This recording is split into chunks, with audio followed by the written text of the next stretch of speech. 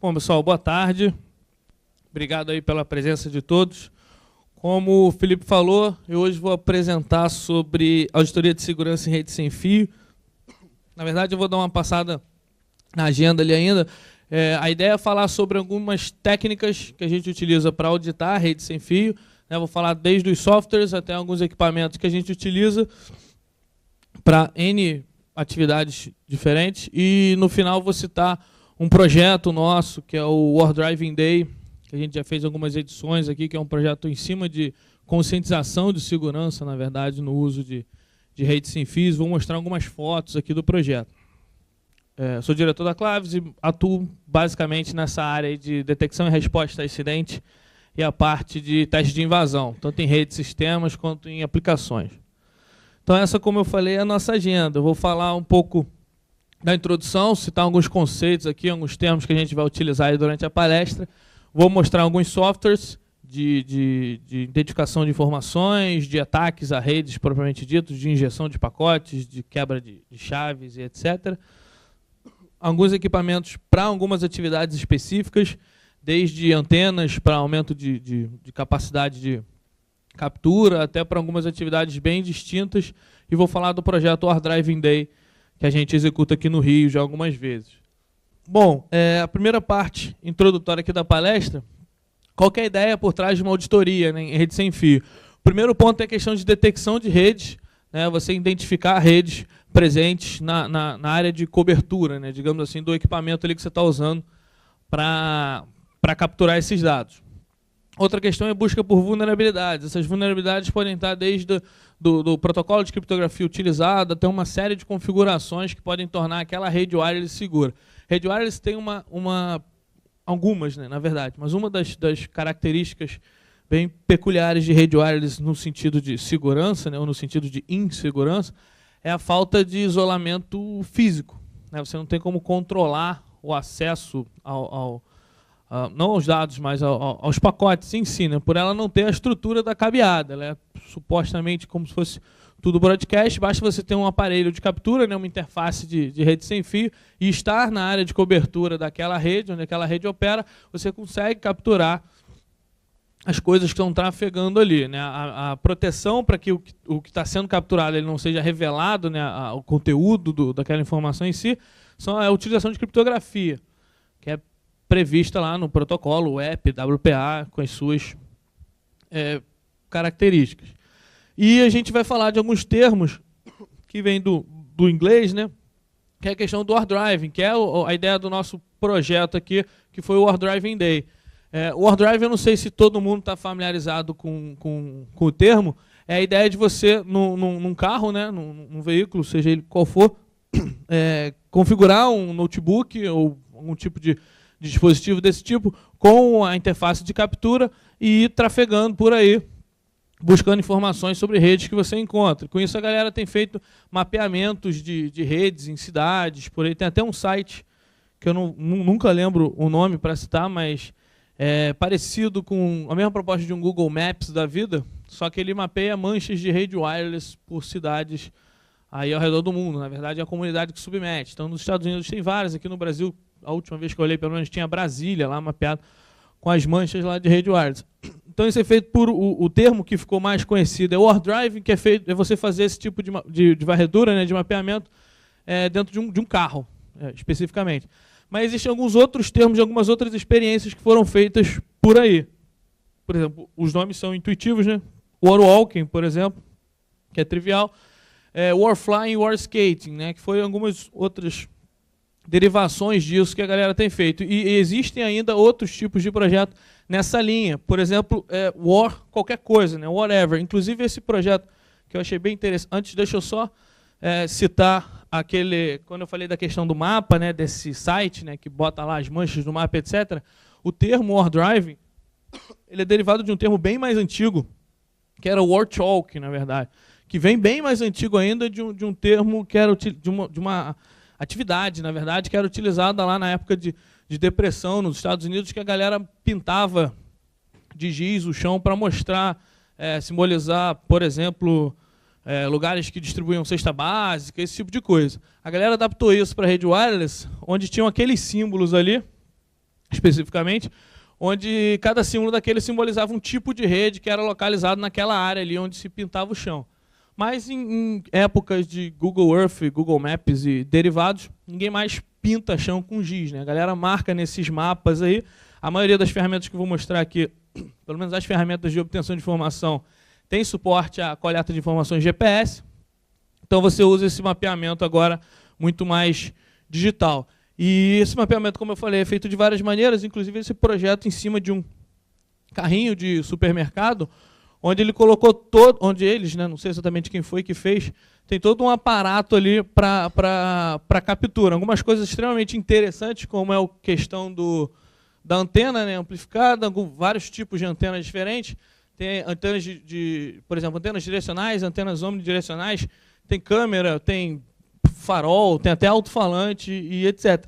E uma coisa interessante, a questão do alto-falante, principalmente, o Kismet, que é uma ferramenta que eu vou mostrar aqui, que a gente já fez alguns projetos de Warwalking, por exemplo, ele tem essa questão de avisos sonoros para determinados eventos, descoberta de novas redes, ou detecção de alguém fazendo probes nas redes e sem associar devidamente, que caracteriza um scan ativo, e coisas do gênero.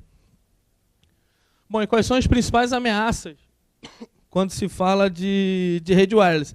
A primeira delas, não botei em nenhuma ordem particular ali, mas tem a questão de negação de serviço e jamming, né?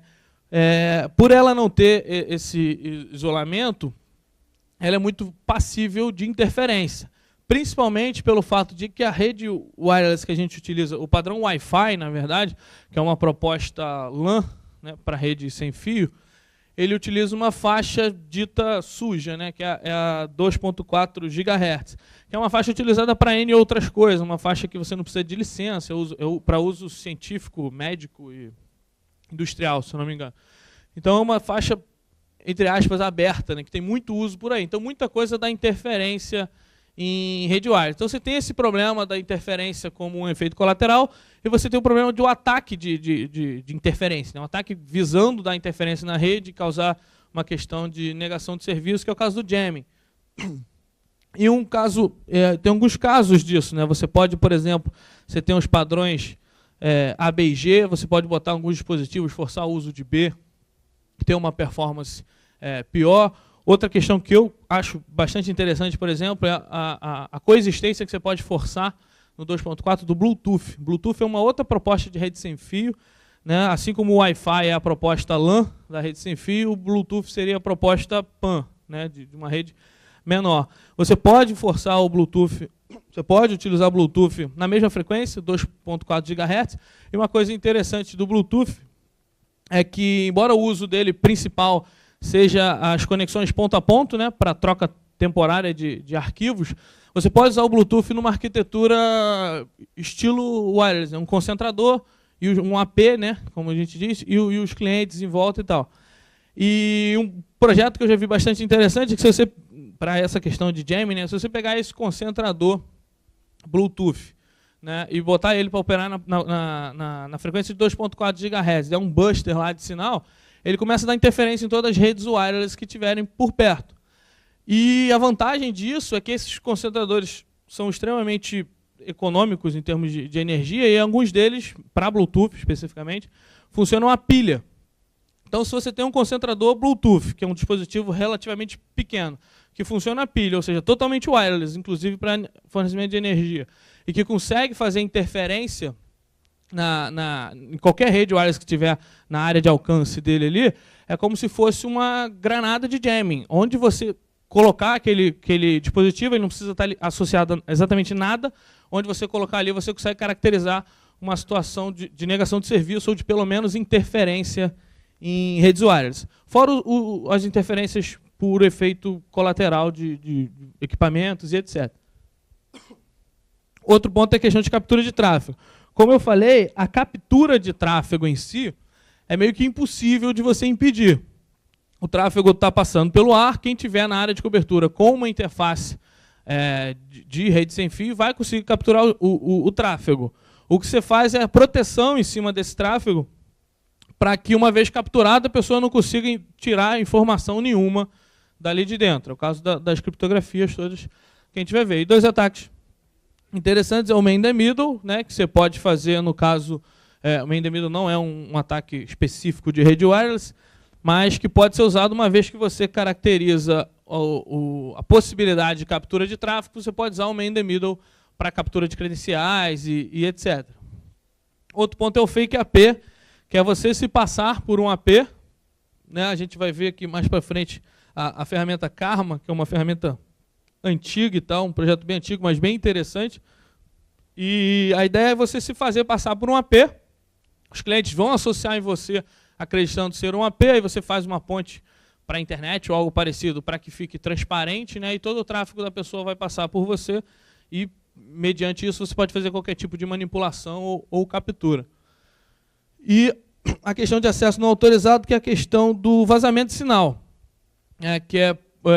hoje em dia ainda se usa rede sem fio com um certo receio, então você juntar ela com a sua rede corporativa ou operacional ainda é um tanto quanto perigoso, porque ela não tem uma série de restrições que você consegue impor na rede cabeada. Um exemplo disso seria o vazamento de sinal, por exemplo. Você pode estabelecer uma rede sem fio dentro desse auditório aqui, mas ninguém garante que da porta para fora, que do outro lado da parede, não tem alguém conseguindo capturar esse sinal. Existem algumas medidas para evitar esse tipo de coisa, né? Você tem a questão alguns APs que você coloca nas paredes, né, que a gente chama de AP oco, né? Você bota um AP com o mesmo SSID para se alguém tentar logar, ele vai associar naquele AP que está com o sinal mais perto da rua e não vai conseguir acesso à rede interna. Já teve projetos, inclusive, de tinta, não sei se vocês já viram isso, uma tinta que você pintava a parede que evitava o vazamento de sinal. Então tem todas essas questões, mas ainda é algo extremamente delicado de se lidar para você chegar perto do isolamento que uma rede cabeada daria. Bom, e a primeira ferramenta que eu vou falar aqui, vou falar bem rápido, acredito que não seja novidade para ninguém, é o Wireshark, que é uma ferramenta clássica para análise de pacote. As duas principais características dela que eu cito ali é a capacidade que ela tem de desencapsulamento, ou seja, de você conseguir analisar cada um dos protocolos, independente da camada que ele está atuando. Você tem aquela janelinha do meio lá que eu vou mostrar aqui, onde você está em árvore, né? Você vai expandindo e vai vendo cada uma das camadas. E a questão de remontagem de sessão, que é extremamente interessante para você reconstruir tráfego mesmo. Você reconstruir, por exemplo, uma conversa no mensageiro instantâneo, uma troca de e-mails, uma transferência de arquivo, ou uma autenticação, por exemplo. Você vê o usuário e a senha passando. Aqui está o site do projeto e aqui está a cara dele. Essa parte que eu falei de desencapsulamento seria essa parte do meio aqui, onde você consegue expandir esses nóizinhos aí, e você vai vendo os campos completos de cada camada dessa aí, no caso ele TCP, IP e por aí vai. Então a internet, mas ele não é nada, reparem que ele está capturando de uma interface sem fio, tá, em tempo real, mas ele seria, por exemplo, se você está associado na rede, ou se a rede está aberta, tá, você conseguiria ver de maneira trivial, mas ele não é uma ferramenta específica para a rede wireless, é uma ferramenta de sniffing e análise de tráfego já conhecida aí. Essa sim é específica para rede sem fio, que é a questão do Kismet. O Kismet foi a ferramenta que a gente utilizou no OrDrive, né, no projeto OrDriving Day, e ele é, na minha opinião, pelo menos, uma excelente ferramenta para essa parte de obtenção de informação sobre as redes, né, de detecção de redes presentes e obtenção dessas informações. Tá? Além disso, além dessa análise que ele faz, ele tem a capacidade de trabalhar como se fosse um WDS. Né? Você pode fazer lá um inventário da rede, né, como se fosse. Por exemplo, o seu sensor está posicionado aqui, ele sabe exatamente quais redes que coexistem aqui nesse espaço. Então ele pode gerar alertas caso uma das redes troque algum tipo de característica, uma rede nova que apareceu, uma rede que sumiu e coisas do tipo. Esse tipo de monitoramento ele faz. Além de fazer monitoramento em cima de probes, né? Ele consegue detectar um cliente fazendo probe nas redes e sem associar, que geralmente significa que ele está obtendo informações, é um scan ativo, né, que a gente chama. Tem localização geográfica através de GPS. Então, ele é um dos caras que você consegue utilizar para gerar esse mapa, com as manchas das redes e etc. Ele tem uma característica interessante também, que é a arquitetura dele. Né? Ele tem uma arquitetura separada em 3 personagens, embora você possa usar ele assim, como se fosse standalone, né? Isso é uma abstração. Na verdade, tem 3 personagens atuando ali: o cliente, o servidor e o drone.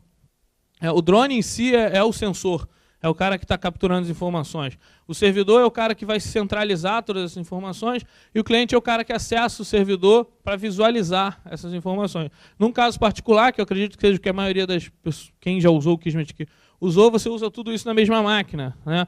É um servidor, é um cliente que conecta num servidor localhost e é um servidor que conecta num drone localhost para obter as informações. É uma das possibilidades. Mas qual que é a graça dessa arquitetura? Você pode ter uma rede de sensores.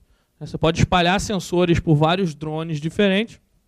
Todos esses drones submetem essas informações para um servidor único, e esse servidor que centraliza essas informações, e quando você quiser visualizar, você faz através do cliente.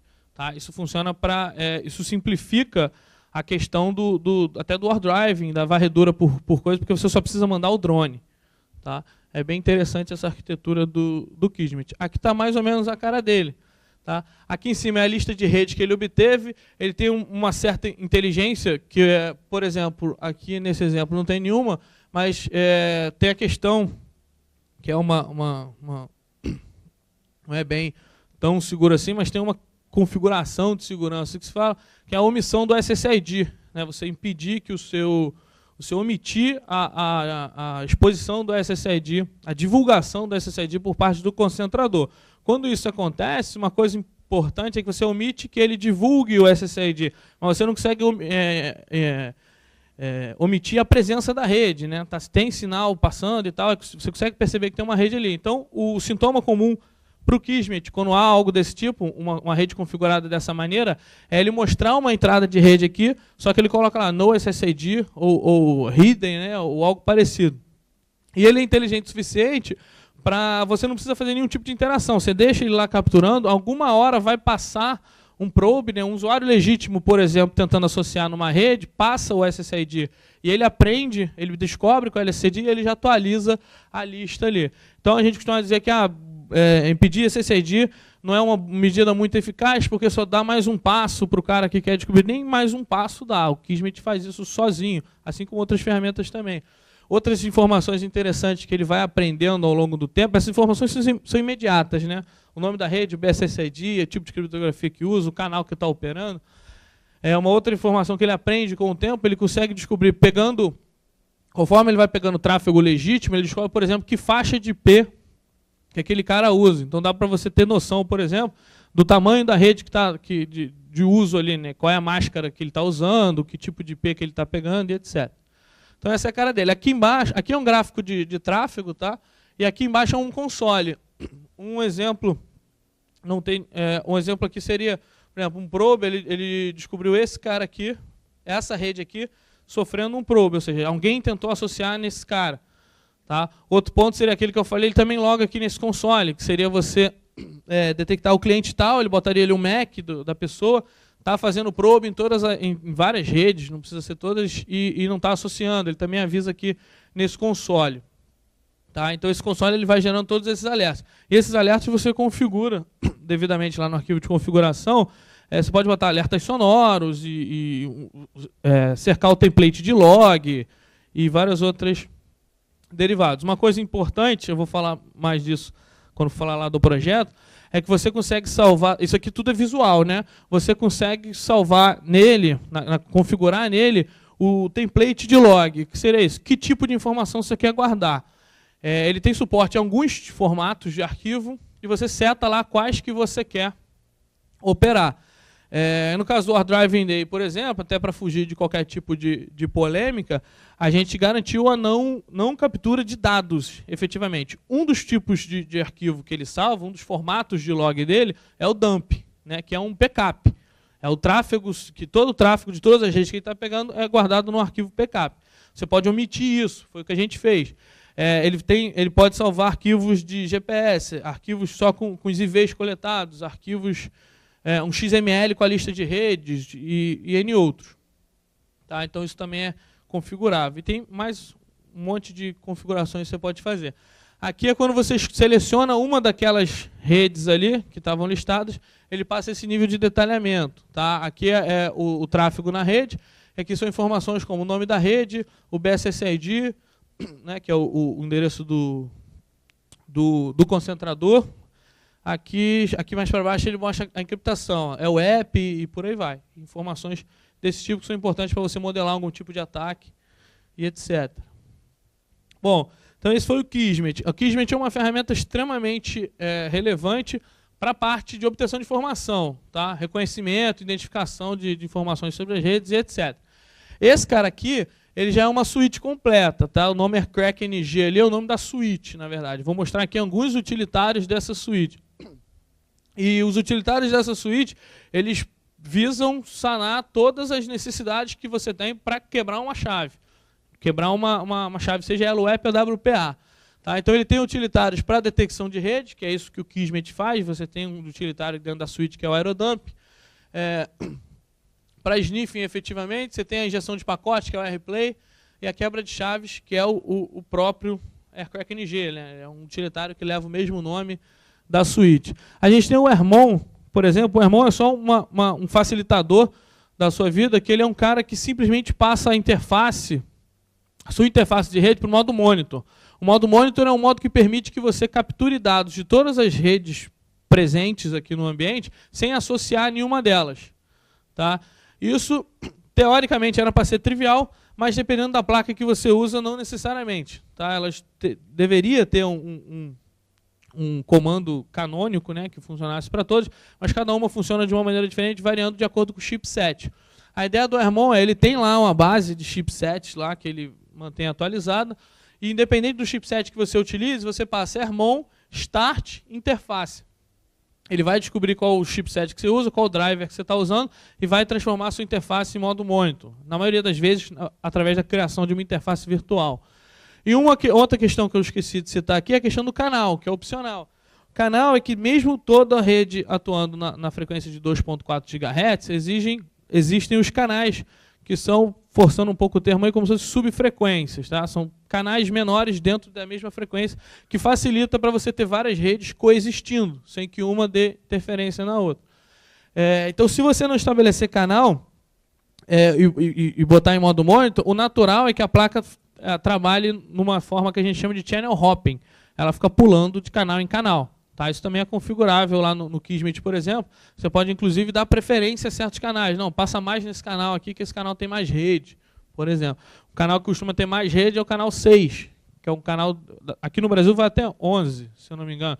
O 6 é o que vem, na maioria dos dispositivos, como padrão. Então, quando estiver muito poluído, fuja do 6. E exatamente por essa fuga do 6, o segundo e o terceiro canais mais populados é o 11 e 1, que são as pontas. Né? Então, mas aí depende do seu alvo específico. Então está aí a descrição das opções aí do Hermon. Bom, transformada a interface em modo monitor, você tem o Aerodump, que faz a captura em si. O Aerodump você pode passar ele pura e simplesmente... reparem que o que está com esse menor que e maior que é obrigatório. Tá? O que está entre colchetes são parâmetros opcionais. Então você pode passar ele Aerodump interface. A interface que você vai passar aqui é a interface que está em modo monitor. Ele vai fazer uma varredura geral, vai te mostrar todas as redes que estão ali, independente de canal, independente de tudo, e não vai salvar em lugar nenhum, vai só mostrar na tela. Aqui você tem as opções. Uma vez que você identificou um alvo, né, é essa rede aqui que eu quero quebrar, então é dela que eu vou capturar dados. Você pode setar aqui, menos channel, o canal que ela está operando, ele vai se limitar a capturar dados desse canal, menos BSSID, o BSSID dessa rede. Tá? Então ele só vai pegar pacotes dessa rede. E o menos write, para ele escrever em arquivo. Ele vai salvar isso num arquivo de dump, né, conforme está descrito aí. Bom, em alguns casos, você pode precisar de uma injeção para auxiliar no processo. Quais são esses casos?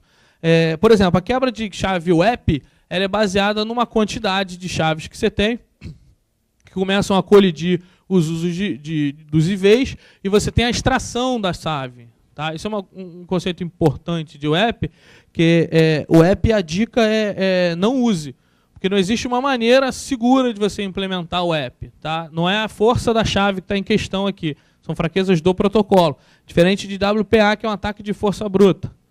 Tá? Aí depende da chave que o cara colocou e etc.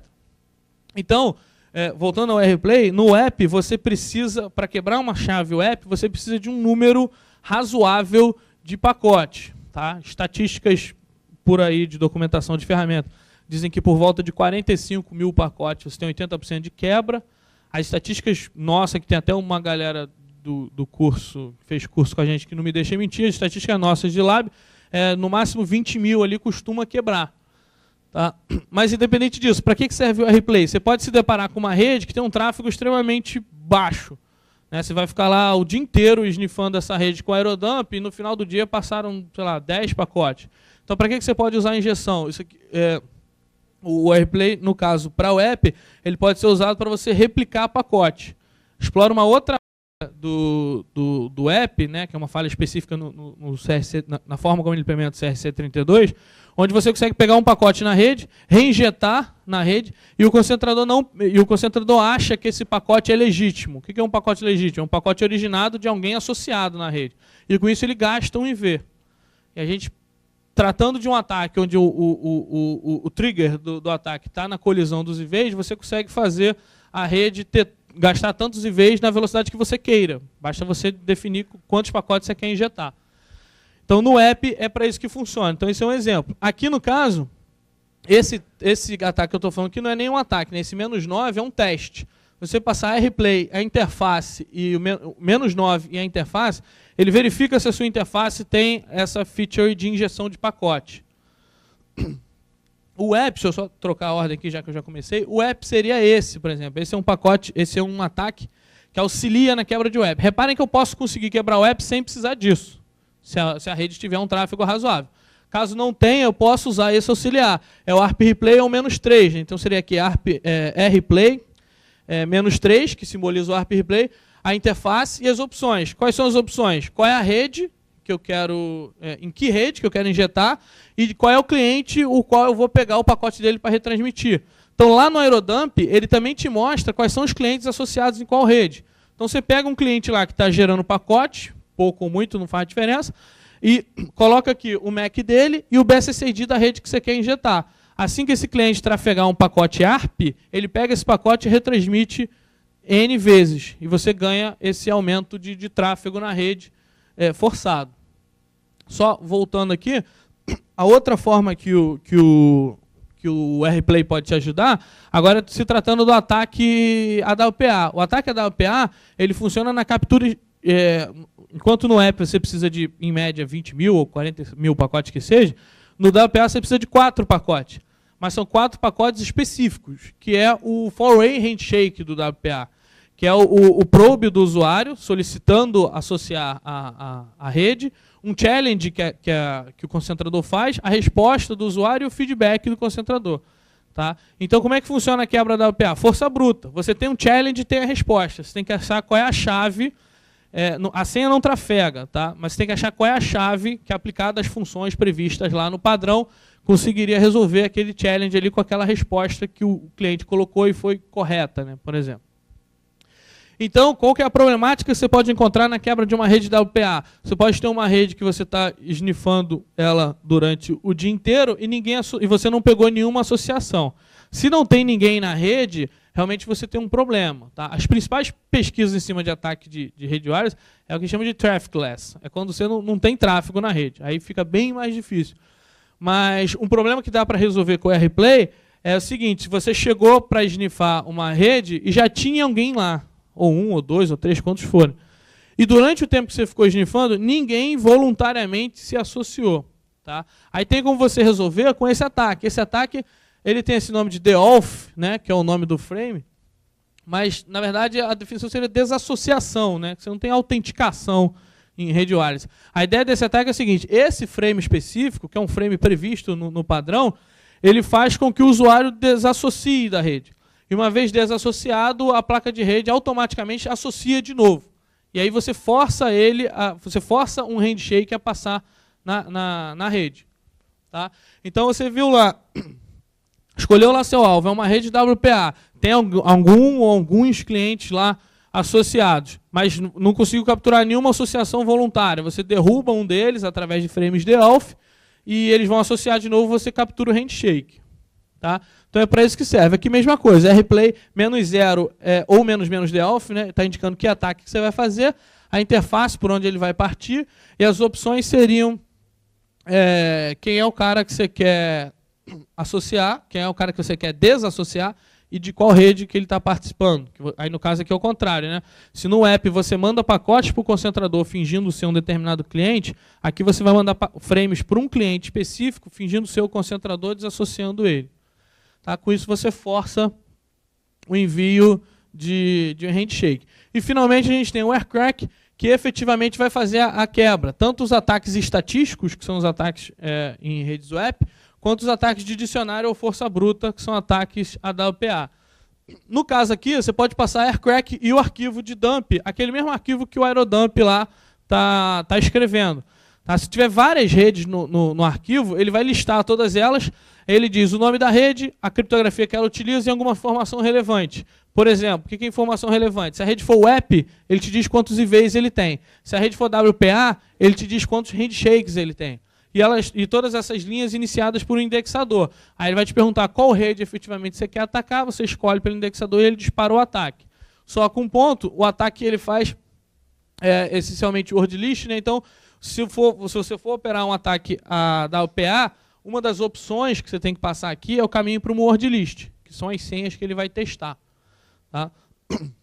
Então, esses são os principais utilitários do aircrack. Tem alguns utilitários extremamente interessantes, que é o caso do Airbase, que é para ataques de fake AP. Você tem, por exemplo, o Aerolib, que é um ataque que pré-computa as chaves da rede, você já chega com as chaves pré-computadas, isso aumenta muito a performance na hora da tentativa e erro para quebra da chave. Tá? Então tem N outros utilitários que auxiliam bastante. E aqui alguns extras, são projetos, esses dois são antigos, né? Esse aqui é até de um brasileiro, que eu acho interessante citar pela linha que eles seguiram. O Karma, por exemplo, eu citei aqui o Fake AP, né, que é você se fingir ser uma rede para que alguém se conecte em você. O que o Karma faz ele finge ser qualquer rede. Tá? Ele ataca uma feature que a gente chama de redes preferenciais. Se você tem uma rede em casa chamada casa, e ela é uma rede preferencial, aquelas redes que você memoriza, automaticamente, sempre que você liga seu notebook, ele faz probe nessa rede, ele procura por essa rede aí nas redondezas. Então, se tiver uma rede com o mesmo nome, ele vai tentar associar. O que o Karma faz? Independente da pergunta que você faça, ou seja, independente da rede que você probe, ele responde dizendo que é ele. Tá? Então, essa é uma ideia muito interessante de ataque. E com isso, ele faz um fake AP genérico, onde ele não mira uma rede específica, ele mira todos os clientes aqui presente. E um adicional nisso é esse módulo aqui, que é o Karma Metasploit, que na verdade é um resource para o Metasploit. É um módulozinho que você consegue carregar lá nele, onde ele integra o Karma. Então você tem o Karma, né, que faz exatamente isso. Então imagina que startou um Karma aqui, então, todo mundo que tem rede preferencial vai tentar associar e vai conseguir. Eu vou dizer que sou eu e vai associar achando que eu sou a rede coisa. E ao mesmo tempo que ele associa em mim, eu fico transparente aqui no tráfego, mandando o tráfego dele para a internet. E o que o Karma Metasploit faz ele analisando esse tráfego, ele começa a pegar informações como user agent, fingerprint sistema operacional e tal, e vai começando a obter informações sobre os clientes envolvidos. E ele já faz automaticamente a filtragem, não sei se vocês repararam, não é coincidência o nome, ele é um módulo do Metasploit. Então ele busca na base do Metasploit módulos que explorem vulnerabilidades nos sistemas e browsers identificados ali e dispara contra a vítima. Tá? Então é uma dobradinha bem interessante. E o Beholder eu citei aqui, o Beholder foi desenvolvido pelo Nelson Murilo e pelo Luiz Eduardo, se eu não me engano. E ele tem uma feature que eu acho bem interessante, que é exatamente contra o Karma. A ideia dele foi o seguinte, ele não só faz o inventário normal de WDS, né, se uma rede sumir ele avisa, se uma rede aparecer ele avisa, como ele faz probes fakes. Né? Ele gera um SSID esdrúxulo e finge que ele quer associar aquela rede. Se tiver um Karma ali na área, ele vai responder, independente de quão esdrúxulo foi o SSID que ele fez. Então ele tem um algoritmo que faz uma série de probes esdrúxulos. Se responder a todos esses, é porque ele detectou que tem alguém ali atuando com ataque de Karma. Uma ideia simples, mas que eu considero um tanto quanto interessante. Aqui são os hardwares que são utilizados para esse tipo de coisa. A única citação aqui tem a antena direcional, né? É a preferência por essas plaquinhas, independente da conexão, né? Seja USB ou qualquer outra coisa, que tem essa anteninha externa. Por quê? Você consegue retirar essa anteninha, que foi exatamente o que a gente fez, essa placa aqui branca, por exemplo, uma das utilizadas no projeto, e você tirando essa anteninha aqui, você consegue ligar um pigtail nesse conector para uma antena muito maior, que é o caso dessas. Tá? Então, por exemplo, aqui só tem uma das antenas, essa aqui é uma das antenas do projeto, é uma antena direcional, tá? Na verdade todas elas aqui são direcionais. Esse aqui é o pigtail que eu falei. Então você pode ligar essa entradinha aqui numa plaquinha USB, ou nessa aqui, né? Tanto faz, e a outra ponta numa antena desse tamanho, que tem um poder muito maior. Esse aqui embaixo é só um exemplo de uma antena direcional homemade, né? Tem N tutoriais na internet aí ensinando a fazer esse tipo de antena. A outra questão de equipamento é o GPS, tá? Que você faz a localização. Aqui é um exemplo do mapa que eu falei, onde você coloca a mancha da rede wireless, etc. E alguns extras interessantes são esses dois caras, o RPCap e o iSpy, que já são plaquinhas wireless como qualquer outra, já preparadas para fazer captura. Já em modo monitor, já faz captura de todas as redes. E o Wi-Fi Pineapple, que é bem interessante, ele é um pouco mais agressivo. Ele já vem com o Car Metasploit e algumas outras ferramentas de ataque ali dentro. Tá? Isso aqui foi feito por uma galera de um grupo chamado Hack5. Tá? Esse aqui é o modelo 2. Né? O modelo 1 era mais engraçadinho, que tinha o formato de abacaxi e tal. Mas do mesmo jeito que esses aqui já são preparados para captura, esses aqui já são preparados para captura e exploração. E para fechar, aqui, falando sobre o nosso projeto, foi o Hard Driving Day. A ideia do Hard Driving Day foi conscientização de segurança, tá? De uso de protocolos seguros em rede wireless. Foi uma parceria nossa com o CEPRORG, que é o sindicato aqui do Rio de Janeiro, e a gente já fez 3 edições. Tá? Vou mostrar aqui algumas estatísticas. Aqui está o site do projeto, para quem tiver curiosidade. Então essa foto está péssima, que não dá para ver a antena, né? Mas aqui essa antena aqui é omnidirecional, e essa antena aqui, que eu não sei se dá para ver, ela parece uma grelha de churrasco, é direcional. Tá, okay? Então esse foi o carro que a gente alugou para o projeto, e a gente fez a primeira edição aqui na Rio Branco, não sei se vocês conhecem. Então aqui tem a repercussão das 3 edições que a gente fez. Essa aqui foi a primeira delas na Rio Branco. A gente tem sempre um auditor no carro para evitar as polêmicas de captura de dados, etc. Na primeira edição era o próprio André Machado, que é colunista do Globo, dessa coluna aqui, Digital e Mídia. E esse foi o resultado que a gente conseguiu. Né? Metade das redes sem fio na Avenida Rio Branco é vulnerável a ataques. Isso, mais ou menos, eu não vou conseguir dar os números precisos aqui, mas a gente achou por volta de 4.000 redes distintas. Tá? Dentre elas, 50% estavam entre abertas e web, que é mais ou menos a mesma coisa. Né? Por isso que a gente bota aqui que metade é vulnerável. Um ponto importante do projeto é essa outra metade, que é a WPA, é considerada segura? Não sei. Ele escolheu o protocolo certo, pelo menos. Ele tem um check lá. Agora, eu não testei senha de ninguém, nem tenho curiosidade de testar. A ideia era só em cima da fragilidade dos protocolos escolhidos. E a gente fez depois mais 2 edições. Essa aqui de baixo foi lá em Macaé. A gente fez lá a pedido do sindicato, numa avenida lá que tem bastante indústria e tal. Assustadoramente, a gente conseguiu quase o mesmo número. Foram 3.000 redes. Eu, particularmente, fiquei assustado. Não imaginava que lá era tão denso assim de rede. E essa aqui foi a 3ª edição que teve cobertura da Globo News, que a gente fez exatamente 1 ano depois dessa. E fizemos em Ipanema e repetimos a dose aqui na Rio Branco para tentar medir algum tipo de evolução. E realmente teve um aumento de 10% mais ou menos aí de adoção de WPA.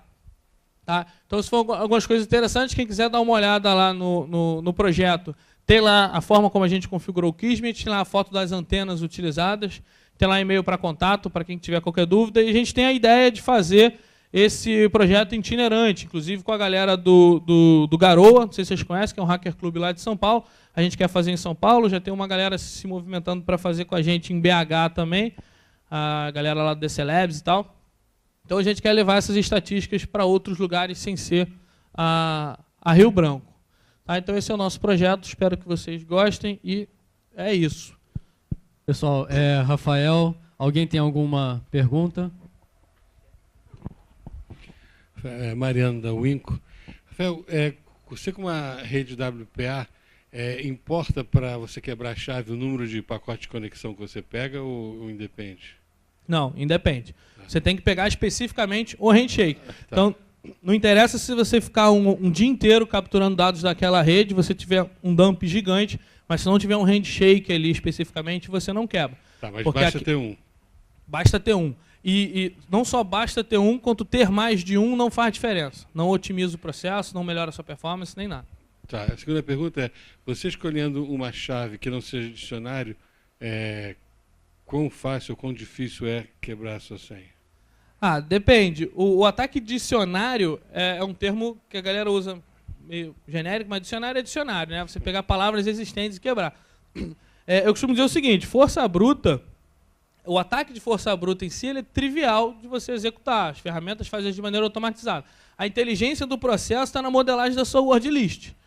Então, você não vai fazer, não é considerado você não pode considerar uma senha segura só porque ela não está no dicionário. Você tem que fazer lá um trabalho de, por exemplo, tem as questões de senhas comuns, senhas que já vazaram na internet por algum motivo, e tem a questão de word list modelada para o seu alvo. Por exemplo, se o seu alvo é uma rede wireless X, da organização XPTO qualquer, você vai tentar lá modelar senhas que através de palavras-chave, o ataque a gente chama de híbrido, né? Você pega palavras-chave e cria variações dessas palavras, bota um caractere na frente, um atrás, troca algumas letras e tal. Então, com isso, você modela o word list para aquele alvo. Tá? Aí você começa a botar um pouco mais de inteligência na sua força bruta. E um ponto importante é, ataque de força bruta geralmente é inconclusivo. Né? Ou você quebra ou é inconclusivo. Você nunca, pelo menos, nunca é uma palavra forte, né? Mas dificilmente você bota sua mão no fogo por uma senha. Né? Até porque você pode testar por 80 horas, por exemplo, e parar, e daqui não quebrou. E se você talvez tentasse por 80 horas e 10 segundos, você quebrava. Então não dá muito para saber. Mas é mais por aí. Você modela uma word list, geralmente é verificação por boa prática, na verdade. Se está no dicionário, se não quebrou com o dicionário, é porque pelo menos não é uma palavra normal. Se não quebrou com as palavras-chave da empresa, é porque o cara não usou algo que referencia a empresa. E assim você vai avaliando a senha do cara. Fala, Rafael. Júlio, da Proof. Eu queria saber qual é a tua opinião com relação aos equipamentos que prometem proteção da rede por contrafrequência. Tem uns caras aí, Airtight, alguns outros caras que é polêmico porque tem algumas implementações que matam todas as redes que estão em volta. Então só permitem aquelas redes que fazem parte daquela empresa. Eu queria saber se você já pegou isso aí nas tuas consultorias e o que você acha. Então, eu tenho a mesma curiosidade que você, na verdade. Eu conheço só de ouvir falar, já nunca vi funcionando. Pela descrição que eu conheço, acho um tanto quanto agressivo e não sei exatamente a eficácia disso. Tá? Nunca tive a oportunidade de uma prova de conceito. Inclusive, já tive a oportunidade de conversar, estava até comentando isso com alguém no almoço aí, tive a oportunidade de conversar com pessoas envolvidas com produtos desse tipo e não consegui pescar exatamente como ele funciona e tal. Então, eu, sinceramente, não teria uma opinião nem sobre a eficácia disso, nem sobre, porque eu não sei exatamente como é que funciona especificamente. Mais alguma pergunta? Rafael, eu tenho uma pergunta. Nos Word Drives que vocês fazem, vocês identificam algumas redes sem fio, algumas delas até com o próprio nome da organização. Né? E aí, em alguns casos até, no próprio SSID você já tem lá o contato, né? Um telefone ou coisa semelhante. Concorda? É possível isso acontecer.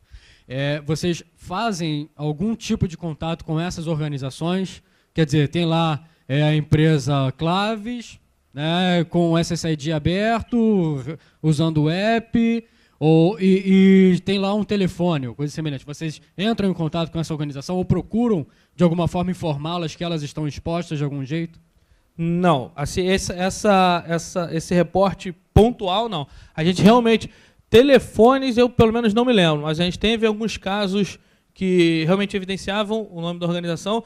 Inclusive, até a gente usa, não na estatística, mas no nosso benchmark, a gente sabe que a gente conseguiu, até em termos de alcance, até o 13º andar, porque pegamos a rede da Claves e a gente sabe que é no 3º andar. Mas a gente tem indícios para acreditar que fomos até o 21º, porque tinha alguns que era nome de organização 21. Tem alguns nomes que passam algum tipo de informação. Em termos de reporte, a gente não fez nenhum reporte pontual. A nossa ideia de exposição dessa informação é via mídia pública. A gente publicou isso, inclusive na própria coluna do André Machado saiu uma reportagem nossa também com um tutorial de defesa, que seria as recomendações de defesa e etc. E uma coisa importante é que na estatística que a gente divulga, isso é uma informação que a gente pega, né, no nosso scan, mas não é um tipo de informação divulgada. A gente divulga só estatística em cima de número. A única coisa que a gente publicou foi número de redes encontradas e, dentre esses números, quantos eram da WPA e o EP. Agora, contato direto com elas, nenhum. Ok. Pessoal, mais alguma pergunta? Oi, Felipe da Sagitar. Uma pergunta, você já tem algum case de WPA2 com radios autenticando no AD quebrado? Não, eu particularmente, em alguma consultoria nossa, não que eu me lembre. Tá? Mas, falando de boas práticas, etc., é a maneira considerada segura, né, de você fazer, porque uma outra característica peculiar de rede wireless, que torna ela um tanto quanto insegura, entre aspas, é a questão da falta de autenticação, né? Você ter um controle de acesso que é baseado em chave compartilhada não é a melhor das práticas. Então, para um uso robusto de rede sem fio é considerado WPA. Alguns fabricantes chamam de WPA Enterprise, né? Primeiro, porque você tem um padrão muito mais robusto, né, 802.1x, e segundo, que você tem a questão da autenticação. Então, você consegue reportar incidentes e saber exatamente de onde falhou. Né? Se você tem só o pre-shared key, por exemplo, se eu compartilho com vários usuários, se um usuário vazar essa chave, comprometeu a rede de todo mundo, não tem nem como eu saber quem foi. No caso de radios, não. Você sabe quem é exatamente o usuário, você pode delegar diferentes privilégios de acordo com ele e tal. Agora, case de quebra em consultoria nossa, não que eu me lembre, pelo menos. Tá, e em nenhum caso, quando você trabalha com múltiplo SSID, também não tem nenhum caso de fragilidade do equipamento dele transpassar essas VLANs virtuais, né? Não, você diz múltiplo SSIDs, o você mesmo tem concentrador atendendo várias redes. Isso, um concentrador você tem uma rede pública e uma rede corporativa. Não, E aí não. também não. Mas esse eu acredito que é mais trivial do que o Radius, mas não tenho nenhum case para te dar, não. Tá legal, obrigado. Ok. Rafael, obrigado. Rafael faz parte da organização, então ele obviamente vai estar aqui hoje e amanhã, quem quiser conversar com ele. Vamos partir agora para um coffee. Tá? A gente volta 16h05 com a palestra do Felipe Balestra. Ok?